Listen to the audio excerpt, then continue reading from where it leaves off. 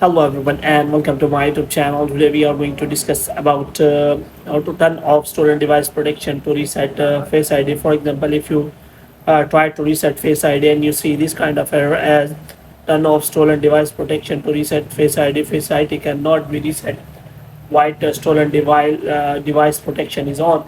So if you want to reset your Face ID, for example, if you click on here and you see this kind of error, so how you can fix that? So as solution is written is here.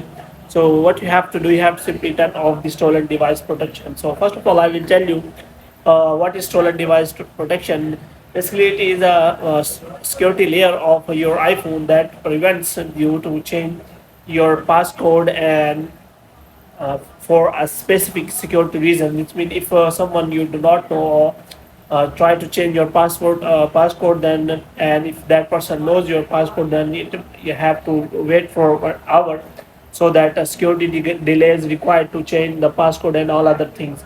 So how it works, so I will tell you. So first of all, you have to simply turn off the stolen device protection.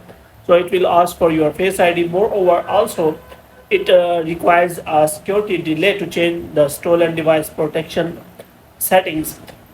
In the same way, you want to change the passcode of your Face ID, or try to change the Face ID passcode, then there will also be a stolen device protection on, and you have to wait for a security delay.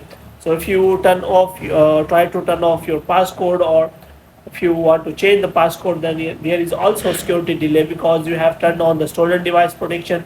So basically, stolen device protection adds another security layer so that your data and must be secured, and no one otherwise yourself will be able to change your stolen device protection setting and also the passcode. So in this way, you can simply change this setting and fix that error. So hope you have liked this video. If you get more videos like these, you can subscribe our channel.